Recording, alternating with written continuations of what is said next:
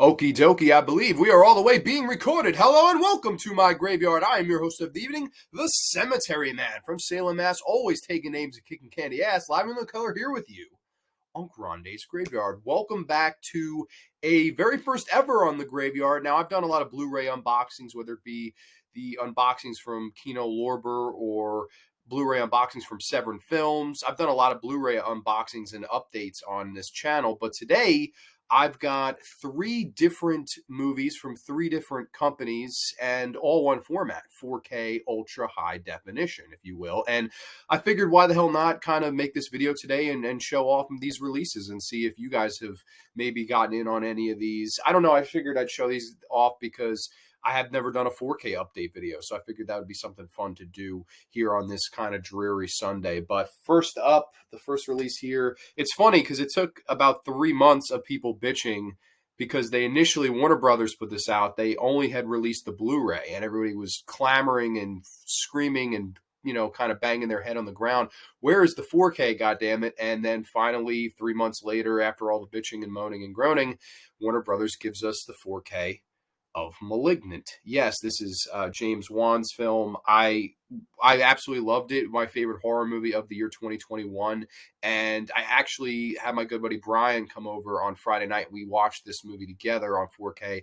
Looks absolutely excellent. The sound was much better. This was a much improved version of the movie look-wise as opposed to the Blu-ray. I actually sold the Blu-ray off to another good friend, my friend Ryan. Shout out to you guys. But this thing looked very good on 4K Ultra HD. I'm very happy that they finally kind of caved in. I know a lot of people were pissed that this doesn't come with a slipcover. I like slipcovers, but I'm not a collector to that degree where I get upset about shit like that. Like, I don't know, it's just not my bag. I don't know, it's not really my bag, baby. But Malignant, awesome. I actually really like the different cover art. The cover art on the Blu-ray was cool. It was just kind of the red face and the knife. It almost looked like an old school Giallo, whereas this looks like even more so of an old school Giallo cover from something like the 70s, like something like Umberto Lindsay would put out. Just that similar kind of font and color design, and I love that cover. I think it's an awesome alternate cover. Of course, the spine here, the back here. I thought this looked awesome in 4K. I actually gave away the digital code to my friend Billy, too, so it comes with that Ultra HD digital code, and then, of course, the standard Blu-ray and the 4K disc here. So I really thought this was an awesome release. I'm very happy that Warner Brothers heard the gripes of people and said, hey, we made a mistake. Of course, I do feel bad for people that bought the Blu-ray and then had a double dip on the 4K. I just decided to sell my Blu-ray. I was like, I'll sell the Blu-ray. I'll get a little bit back. I'll eat the $10 or so that I have to do. But I'm happy because I like supporting new school horror movies. I like supporting James Wan, and I'm super excited to own this one on 4K Ultra HD. It's one I'm going to be watching for years and years to come. Love this movie. It looks awesome in 4K as well.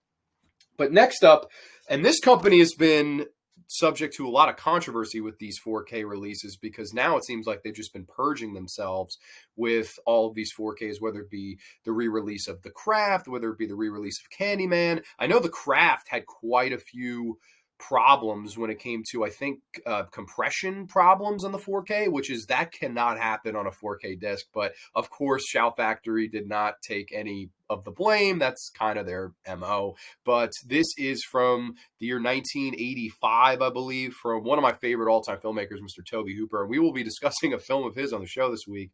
But this is his film, Lifeforce, from 1985. Of course, I wanted to pick this up on 4K Ultra HD. This one, cool enough, it does have the slipcover. So, I mean, that's for what it's worth, pretty cool. I just thought the idea of getting Matilda May in 4K was the coolest thing ever. Of course, if you have not seen this movie, it tells the story of these astronauts that go to this planet and they find these space vampires that suck the life force out of you. And of course, this features one of the hottest women in the history of cinema, Miss Matilda May, in 4K. I have yet to watch this. Sorry about that. I didn't realize my phone was on over on the other side of the room. But I did not get to watch this on 4K yet. So interested to see how the transfer is. Now, there's 3 discs here. First up is the 4K Ultra HD edition, and that is of the theatrical cut. This does have Dolby Atmos, so I'm super excited about that. Then you have the standard Blu-ray from the other release of the theatrical cut. But then another thing on this here is the actual standard Blu-ray of the director's cut from Tobe Hooper on the other side. So I think that's pretty interesting to see. I actually don't know the difference between the two cuts. I'd be interested to see the director's cut, but I'm also interested to see this thing in 4K because I'm a big fan of this movie. Now, this doesn't have the reversible cover art like a lot of Shout Factory releases do, but I don't know. This is one I definitely am interested in checking out. I actually never dipped on the original Blu-ray, so this is why I don't mind getting a Purge 4K release. What do I mean by that? Like, a lot of their titles, they're just re-releasing them now. Oh, you can get the Funhouse in 4K. You can get this movie in 4K. It's a lot of repurging instead of new releases on 4K. They're just kind of releasing older shit that they already put out on Blu-ray Special Edition, which is fine. But if you're going to do that, you've got to add something new to it, in my opinion. And I appreciate the director's cut on Blu-ray here, but I think maybe that should have been a 4K transfer too. Like, why not? If you're going to re-release this on 4K, you might as well give me both cuts of the film on 4K. And I've not heard any compression problems about this one from written reviews, at least so far. And my friend Don actually bought him a copy just because he's such a good friend to me. I treated him to a copy. So shout out to Don.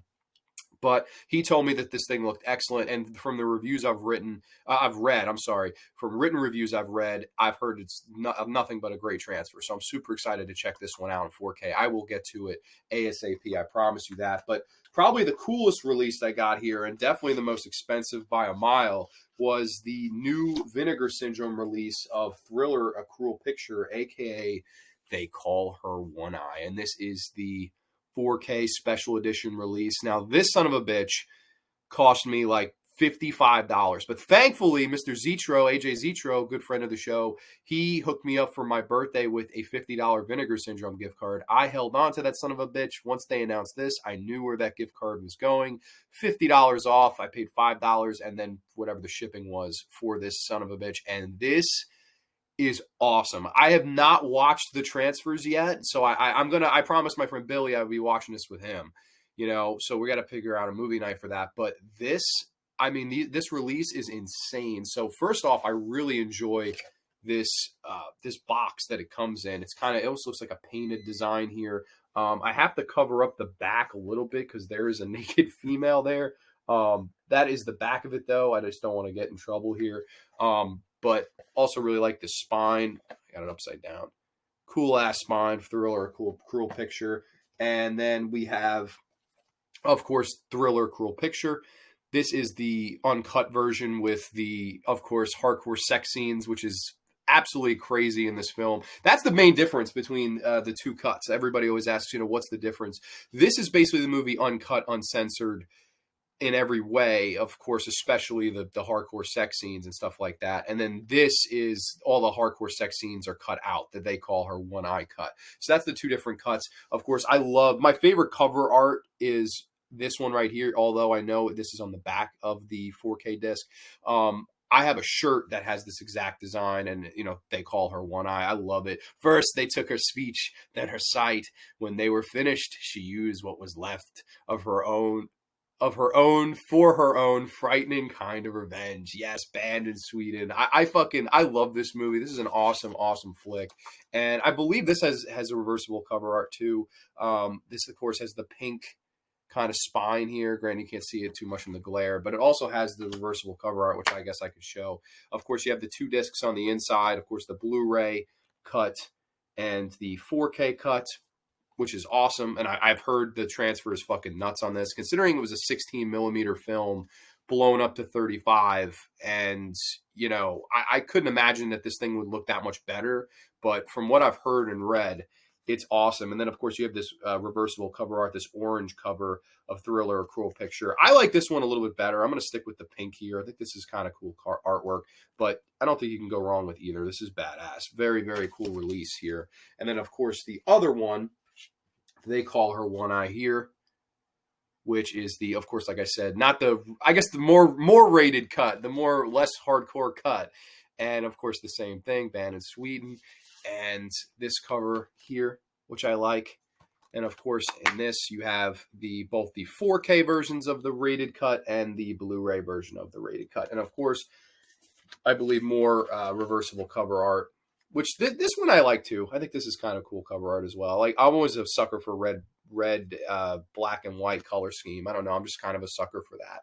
But yeah, no, I thought this was a really cool release. A lot of money. I mean, granted, I don't think you should be spending $50 plus on any just one movie on 4K, but I mean, it is what it is. I guess they have to make their money somehow. And that Flesh for Frankenstein was another one where they just so much money for Flesh for Frankenstein. Like, I love that movie, but shit, like, that's a lot of money for a special edition release. But I don't know. I am a big fan of this, and I definitely am excited to see the transfer. I know there was a big controversy between Vinegar Syndrome and I think it was Synapse Films. Synapse Films put out a standard blue, and that thing sold like hotcakes. They sold them for like $20 a pop.